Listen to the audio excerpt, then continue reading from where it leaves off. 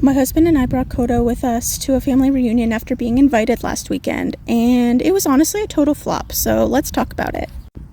So I was honestly honeypotted into bringing Coda. I was told a lot of things that didn't end up being true. He was the only dog there, which was the only thing that did work out well, but we were told that we would have our own spot in the basement with Coda, and that it'd be nice and quiet with our own walkout.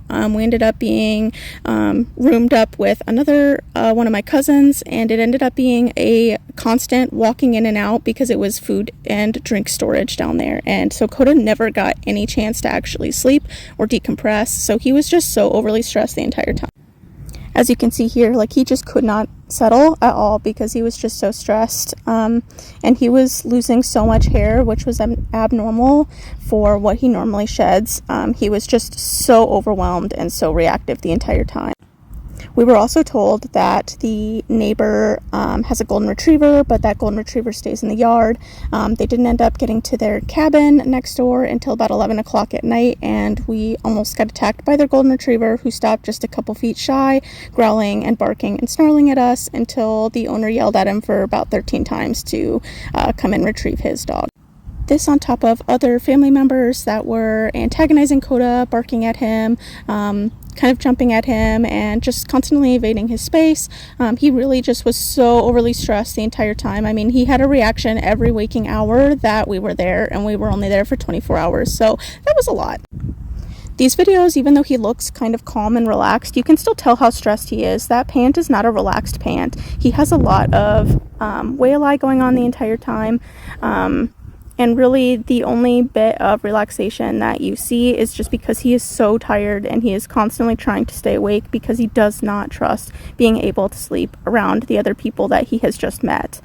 Some of the family members he already knew, so I thought that that would be enough for him to feel a little bit comfortable, but this is a location he's never been to, around people that were constantly invading his space and just showing that he could not trust them. So I mostly ended up spending the majority of the hours during that time we were there in the basement trying to help keep Coda calm and give him as much of a safe space and a quiet space as possible, despite people walking in and out and through the area all the time. Even as you can see here, this is his favorite chew, and he didn't even eat half of it. And he usually practically inhales these, so that's also a big stress signal to me. He wouldn't finish his breakfast, he didn't fully finish his dinner. He's just all around not having a good time, but he's trying his absolute best for me, and that's honestly the best that I could possibly ask him to do in that kind of scenario where we are honestly about 6 hours from home. Even you can see here, he's so tired and he wants to relax, and he just cannot do it. He feels so stressed, and he's constantly watching his surroundings in his back because he just doesn't know who's going to come up behind him or around him to actually be able to relax like he can at home.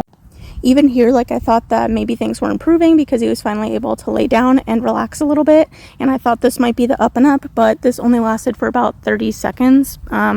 He literally sat up right after I finished filming this little bit, so it was not long lasted, and it didn't happen any other times after that.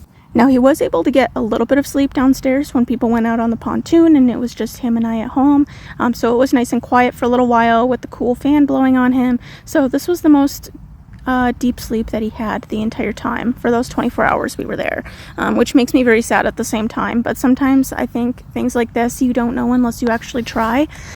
I didn't anticipate that his stress was going to start until we actually arrived there, but it ended up starting pretty much a couple hours into the drive, which we've done like 2 and 3 hour drives before, so I thought that he would do better than he did, as long as we did a couple of breaks. But he was starting to shed like crazy, could not settle the entire time that we were driving, so that at least gives me some information to work towards while we do training in the future.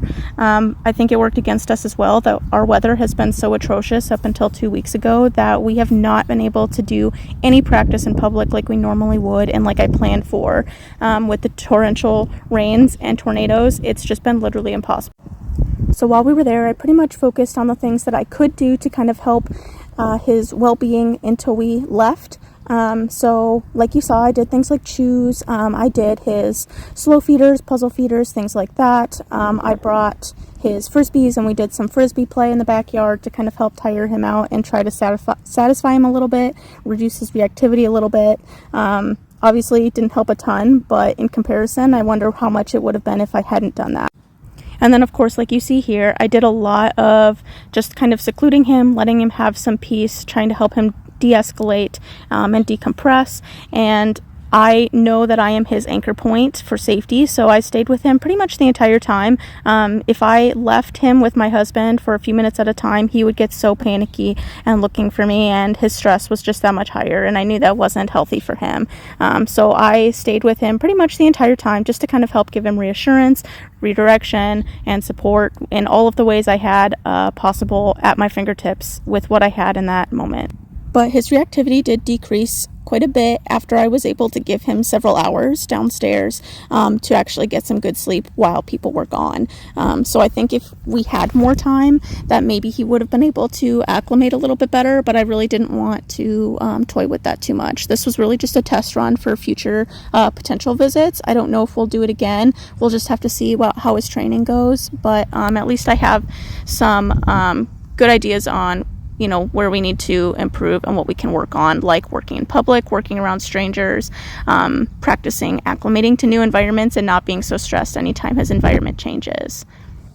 Now, he did have moments where he was able to relax and have a better time, but obviously I know that the stress doesn't just immediately go away, and it has lasting effects that will probably last for the rest of the next week until we can fully decompress him. And he did get to have really good novel experiences, like going on the pontoon, just me and a couple of my cousins and my husband. And Coda honestly had a really good time. He really liked it. He didn't struggle getting on. It was the most relaxed I'd seen him the entire weekend, to just have the wind in his face, have a nice little cruise, and his little life jacket is honestly the cutest thing I may have ever seen in my life. So it was all overall a really good thing. One of the things that I think also really contributed to his stress there that we did not anticipate either was that all of these stairs that were required to go in and out in the cabin were very slippery. Some of them were still unfinished, and it was very, very hard for Coda to walk up and down them, and he did not have a lot of confidence to do so. So it took a lot of training and patience to get him to kind of overcome those fears, which is great, but it also comes at the cost of a lot of stress for him to come over that. So I think that contributed quite a bit as well, that people might not think about. But all in all, he really started to decompress once we got in the car on the way home. He pretty much lounged and kind of snoozed all the way back, didn't need any stops because he was just so tired. And as you can see, once he had some time to just play some frisbee, relax in his own backyard, in his own environment, he really started to settle out really, really well. And he has pretty much spent the last few days just sleeping almost constantly. It's really important to remember that when dogs are really, really stressed, have a stressful event, much less an entire day of stress, it can take days to weeks for that to fully wear off. So I'm going to give him a good week to just rest and recover before trying to do any sort of training again. And I'm happy to report that he's already de-stressing a lot, and he's kind of mostly back to his perky self and not sleeping as much. So now he can rest easy knowing he's safe in his own yard with no strangers, and he can just take in as much as he wants to at the pace that he wants to and have nothing asked of him right now. And he is just soaking it up.